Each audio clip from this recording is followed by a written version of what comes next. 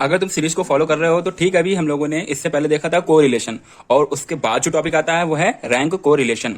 यानी कि जो हम लोगों ने कोरिलेशन पे बात की थी, यहाँ पे भी हम लोगों को कोरिलेशन ही निकालना पड़ेगा, बट यहाँ पे हम लोग रैंक की हेल्प से निकालते हैं।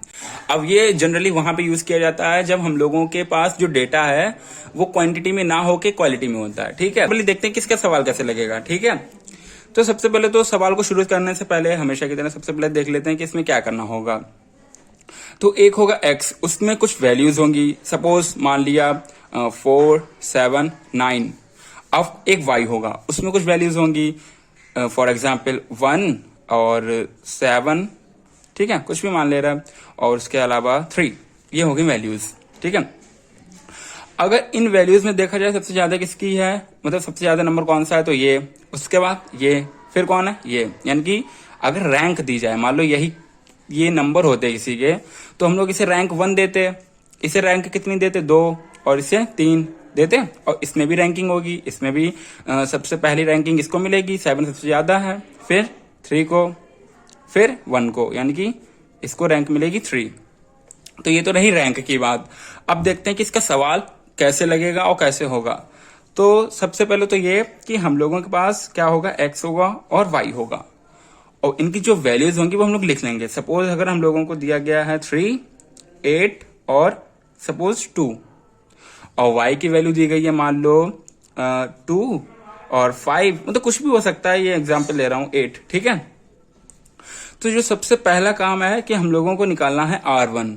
ठीक है, R1 निकालना है, और R1 है क्या, R1 है रैंक इन x की जो वैल्यूज हैं, इन वैल्यूज में रैंकिंग देनी है अपने पास से हम लोगों को। ठीक है, ये 8 है, सबसे ज्यादा है ना, तो इसे 1 दे दो, यानी कि ये सबसे पहले सबसे ऊपर आएगा, क्योंकि 8 सबसे ज्यादा है।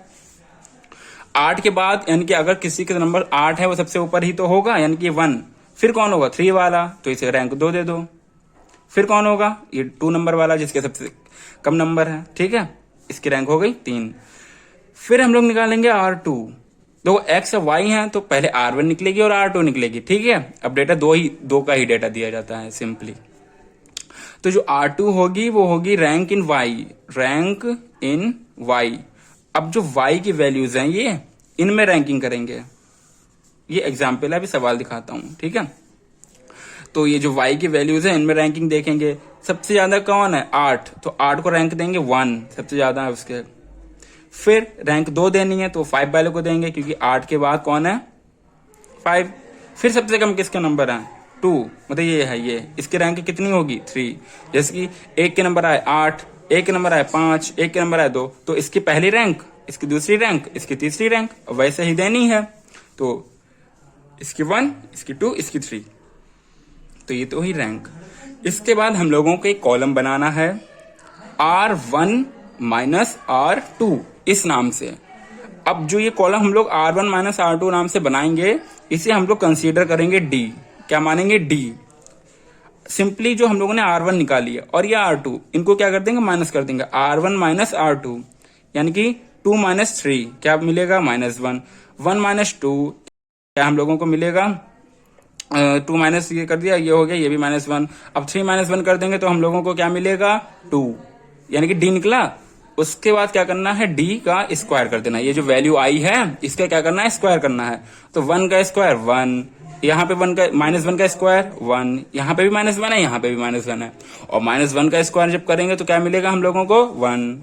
अब 2 का स्क्वायर करेंगे तो कितना मिलेगा, 4। अब इनको क्या कर देंगे, ऐड। क्या करेंगे, ऐड। तो क्या मिलेगा, समीशन D स्क्वायर, तो क्या होगा 6। तो ये तो रहा, ये जो सवाल है उसमें केवल और केवल इतना ही काम करना पड़ेगा। अब आते हैं मेन फॉर्मूले पे, किसका मेन फॉर्मूला है क्या।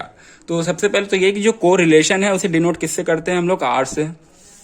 तो लिखेंगे R इक्वल टू, अब फॉर्मूला लिख रहे हैं 1 - 6। देखो ये रट लेना है क्योंकि फॉर्मूला मेन है, upon n into n square -1। ये रहा फॉर्मूला। अब देखो 1 तो एक नंबर है, इसमें तो कुछ करना नहीं, 6 भी नंबर है। जो समीशन D स्क्वायर है हम लोगों ने यहाँ पे ऑलरेडी फाइंड आउट कर लिया है। तो सिंपली हम लोगों ने सबसे पहले यही देख लिया कि सवाल कैसे लगेगा। अब हम लोग फॉर्मूला देख रहे हैं, या फिर ऐसा कर लो कि फॉर्मूला देखो फिर सवाल निकालो, तो सवाल लगाओ। कुछ भी कर लो, पहले करना तो वही चीज है।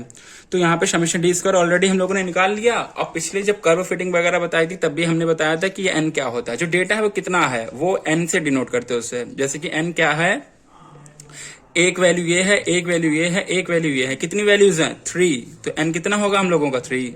अगर यहाँ पे एक और नंबर होता, सपोज मान लो 7 और 6, और पूरा इसके मतलब वाई में भी कुछ होता, मान लिया 11, तो एन कितना हो जाता? 4। तो ये जितनी वैल्यूज होंगी उतना ही हम लोगों का एन होगा।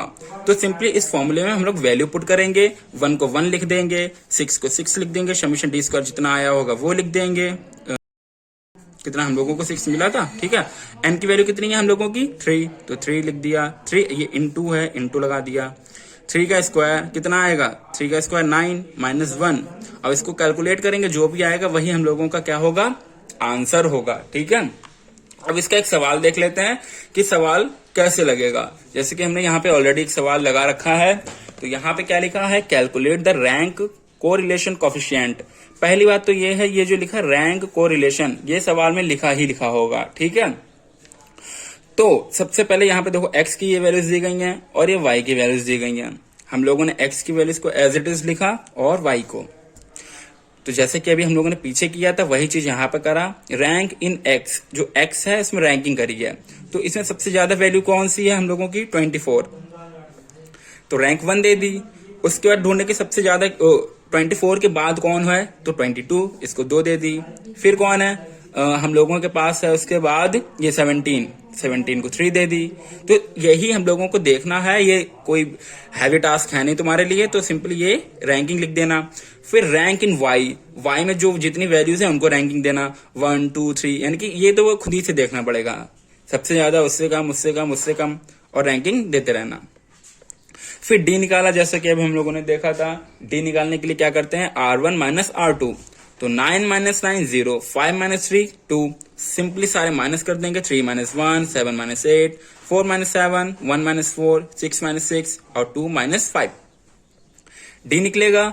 डी का करेंगे स्क्वायर। डी का स्क्वायर किया, यानी कि जितनी वैल्यू है इनका स्क्वायर, 0 का स्क्वायर, 2 का स्क्वायर, 6 का 2, और ये जितनी वैल्यूज है सबका स्क्वायर किया। तो ये हम लोगों को वैल्यूज मिल गई। फिर इन सबको जब ऐड किया तो मिला समेशन डी स्क्वायर। वही फॉर्मूला हम लोग देखेंगे, R equals to 1 minus 6 sigma d square upon n into n square minus 1। 1 को 1 लिखा, माइनस का माइनस लगा दिया, जैसे कि यहाँ पे लगाया। 6 था तो 6 लिख दिया, और यहाँ पे इंटू, और फिर क्या है? Summation d square. इसकी वैल्यू जो है वो कितनी है?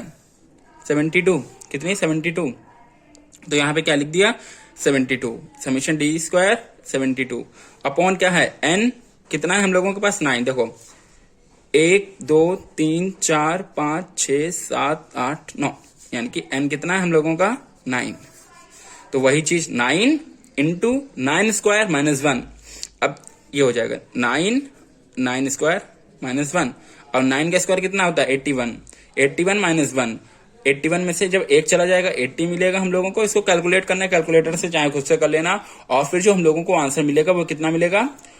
0.4। ये हम लोगों का आंसर होगा, और यही हम लोगों के क्या है? Rank correlation. इसके बाद जो हम लोग देखेंगे रैंक कोरिलेशन का दूसरा टाइप। दूसरा टाइप में पता क्या होगा? ये जो रैंक है वो मैच कर जाएगी। जैसे कि मान लो एक क्लास में 2 स्टूडेंट के सेम नंबर हैं, तब क्या होगा? मतलब कि ऐसा होगा कि जो डेटा है वहां पे रैंक है वो एक ही रैंक एक से ज्यादा लोगों में होगी। तब देखेंगे क्या होता है।